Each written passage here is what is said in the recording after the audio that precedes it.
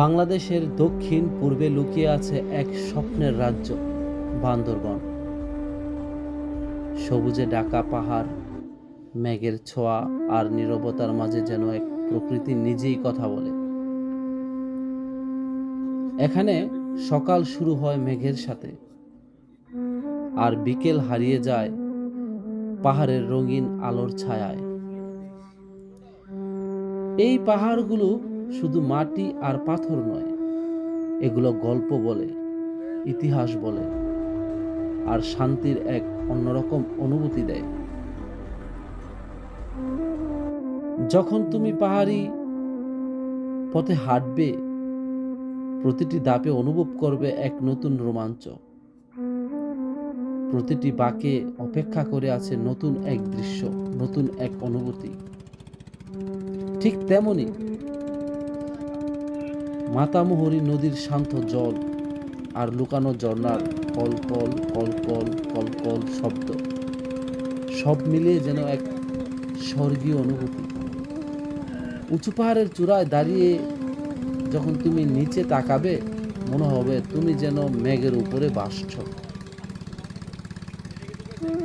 এখানকার পাহাড়ি মানুষ সহজ সরল জীবন, তাদের হাসি আর অতিথি পরায়ণতা তোমাকে বারবার ফিরিয়ে আনবে এই পাহাড়ে। রাত নামলে পাহাড় হয়ে ওঠে আরো রহস্যময়, তারা ভরা আকাশ আর নিস্তব্ধতা, যা শহরের কোলাহলে কখনোই পাওয়া যায় না। তাই যদি কখনো নিজের ভেতরে হারিয়ে যেতে চাও অথবা খুঁজে পেতে চাও সত্যিকারের শান্তি, একবার চলে আসো বান্দরবনে।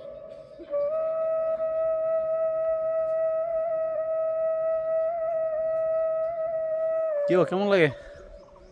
ও ভাই, কষ্ট, বাট উপরে গেলে অনেক আনন্দ, প্রকৃতির আনন্দ। এইটাই তো পাহাড় আর মানুষের খেলা। মোটামুটি অনেক উপরে উঠছি আর উঠতেছি।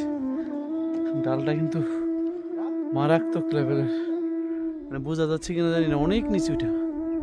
বুঝে পোলাবান গেলে পিচ্ছি।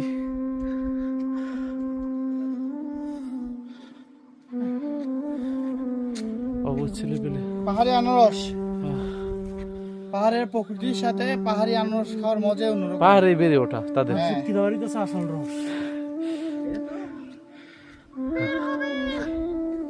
এই যে আমরা এই রিসোর্টটাতে আছি টপ ফ্লোরে।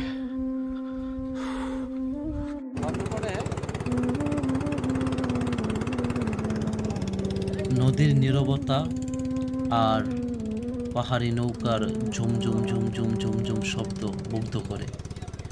ভালো লাগে, বারবার ফিরে আসি, মনে চায় এই প্রকৃতিতে।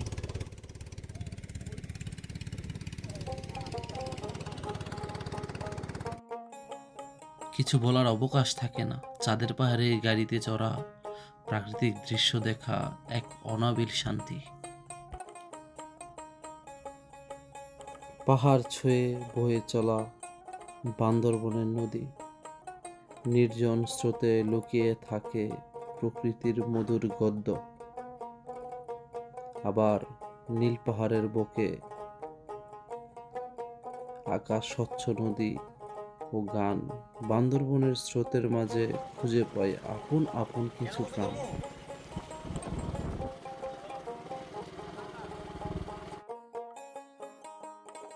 ডালে সাজিয়ে রেখেছে তামাক পাতার গাছ, মুগ্ধতায় ভরে যায় সবুজ আর কোলাহল।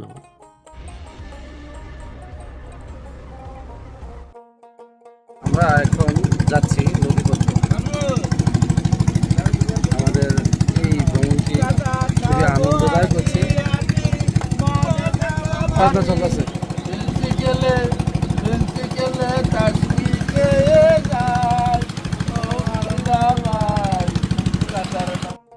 এই তো ওদের নিয়ে কিছু সময় পাহাড়ে সেলফিতে বন্দি হলাম। বেশ ভালোই লাগছে খোলা আকাশের নিচে দাঁড়িয়ে কিছুটা সময় ওদের গল্প শুনতে। কেটে যাক আরো সময়। হ্যাঁ দর্শক, আজ আমরা উঠেছি বান্দরবনের মিরিঞ্জা লাতং ভ্যালিতে।